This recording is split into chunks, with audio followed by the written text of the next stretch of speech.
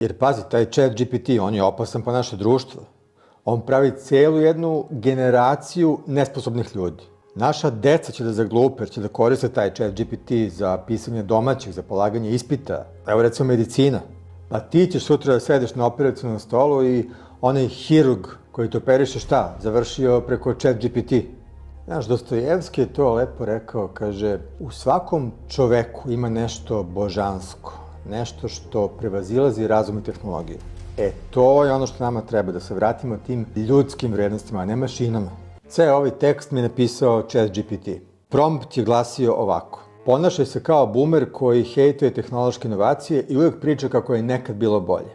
Napiši boomersku objavu za društvene mreže o tome kako ChatGPT nikada neće zameniti čoveka, pomeni kako nema dušu, kako neće moći zameniti jednog Dostojevskog, pomeni kako će nam deca zaglupeti jer će im ChatGPT pisati domaći,